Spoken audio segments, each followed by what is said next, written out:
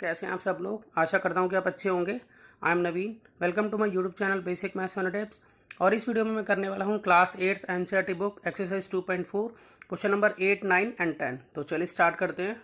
तो इससे पहले जितने भी क्वेश्चंस हैं वो ऑलरेडी अपलोडेड हैं, तो आप वीडियो चेक कर सकते हैं वो भी। तो देखिए क्वेश्चन नंबर 8 में हमें दिया है half of a herd of deer are grazing in the field and 3/4 of remaining are playing nearby, the rest 9 are drinking water from the pond, find the number of deer in the herd. तो यहाँ पर ये बताया है कि जो जितना भी झुंड है हिरणों का, उसमें से आधे जो है वो ग्रेजिंग कर रहे हैं फील्ड में, मतलब चर रहे हैं, और बचे हुए का जो 3/4 है वो पास में ही खेल रहे हैं, और बाकी जो है 9 जो है वो पानी पी रहे हैं पॉन्ड से।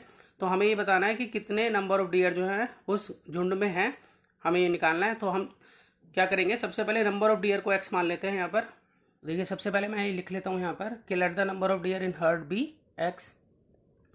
देखिए मैंने लिख लिया। उसके बाद मैं लिखूंगा कि number of deer grazing in the field is equal to, अब उन्होंने कहा था कि हाफ ऑफ डियर जो हैं वो ग्रेज कर रहे हैं, तो यानी कि x का 1/2 यानी कि x इंटू 1/2।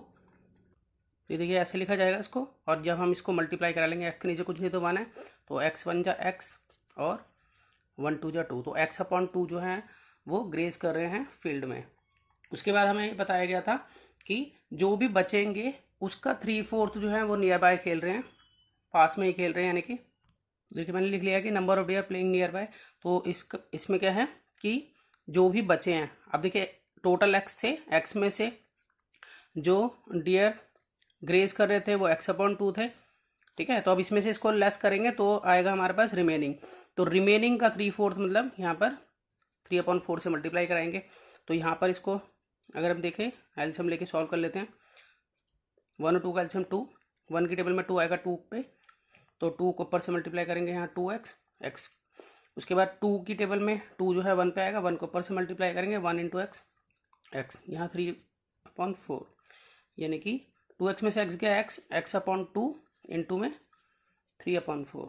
तो यहाँ पर इसको मल्टीप्लाई कर लेते हैं, तो यह आ जाता है 3x/8 यानी कि x इंटू में 3 और 2 4 जा 8।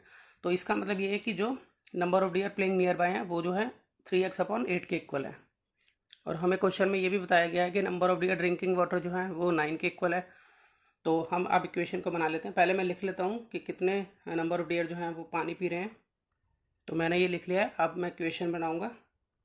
अब देखिए सबसे पहले मैं लिखूँगा यहाँ पर कि जो नंबर ऑफ डियर ग्रेज कर रहे थे फील्ड में वो कितने थे, x/2। उसके बाद वो डियर जो खेल रहे थे पास में ही वो थे 3x/8, और जो डियर पानी पी रहे थे वो थे 9, और इन सबको मिलाकर बन जाता है हमारे पास टोटल डियर के इक्वल, यानी कि वो x के इक्वल हो गए। अब यहाँ पर इसको हम सॉल्व कर लेते हैं। तो देखिए इस वाले x को मैं इधर ले आऊँगा, 9 को इधर ले जाता हूँ, तो ये हो जाएगा x/2 plus 3x/8 minus x is equal to -9। यहाँ पर x के नीचे कुछ नहीं तो 1 ले लेंगे, और एलसीएम ले लेते हैं पूरे का। तो यहाँ पर 2 8 और 1 का एलसीएम जो है वो आएगा 8। उसके बाद 2 की टेबल में 8 जो है वो 4 पे आएगा, तो 4 को ऊपर से मल्टीप्लाई करेंगे तो 4x। 8 की टेबल में 8 1 जा पे आएगा, 1 को ऊपर से मल्टीप्लाई करेंगे तो यहाँ 3x। 1 की टेबल में 8 जो है 8 पे आएगा, 8 को ऊपर से मल्टीप्लाई करेंगे तो यहाँ 8x। अब यहाँ पर देखिए कि 3x और 4x ये मिलके आ जाता है 7x minus 8x/8 is equal to -9। अब हम इसको लेस कर लेते हैं आपस में, तो प्लस माइनस माइनस, तो 8 में से 7 गए तो 1, तो यह -x होगा क्योंकि निशान जो है बड़ी संख्या का लगाएंगे। उसके बाद अपॉन में 8 इज इक्वल टू -9। तो यहाँ माइनस से माइनस जो है वो कैंसिल करा लेता हूँ। उसके बाद 9 के नीचे कुछ नहीं है तो 1 लगा लेंगे, और यहाँ क्रॉस मल्टीप्लाई कर लेते हैं। तो x इंटू में 1 इज इक्वल टू 9 इंटू में 8, x1 जा x और 9 8 जा 72, तो इट मीन 72 डियर जो हैं वो टोटल थे। तो हम ये कह सकते हैं hence the number of deer in the herd is 72। अब चलते हैं नेक्स्ट क्वेश्चन पर।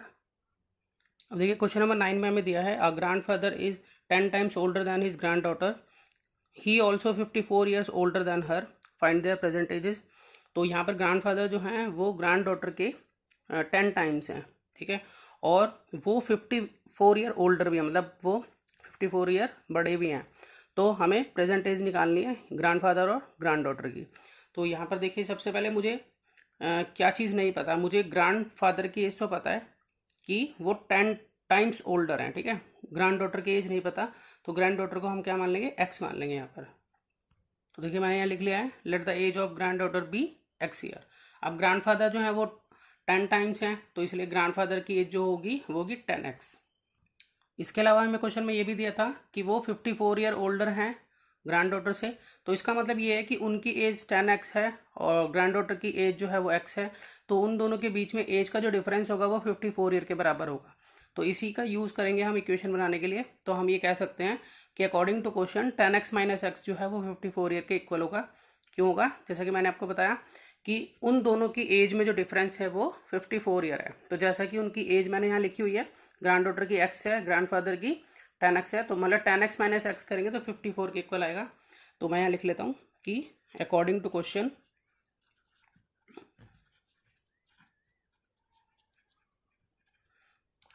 10x माइनस एक्स जो है यहाँ 54 के इक्वल है। तो 10x में से x गया तो बचा 9x, 9x 54 ईयर के इक्वल हो गया, तो x की वैल्यू आ जाएगी 54/9। अब हम इसको यहाँ पे कट कर लेंगे, तो ये 9 6 जो होता है 54, तो x जो है वो हमारा आ गया है 6। तो 6 x जो है 6 आया, तो x क्या था, ग्रैंड डॉटर की एज थी, तो मैं यहाँ लिख सकता हूँ कि देयरफॉर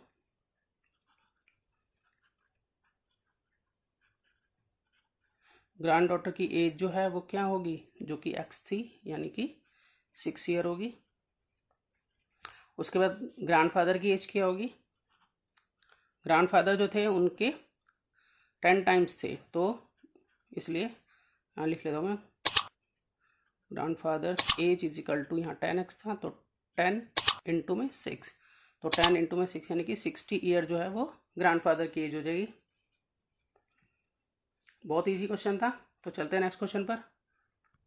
अब देखिए क्वेश्चन नंबर 10 में हमें दिया है Aman age is 3 times his son's as.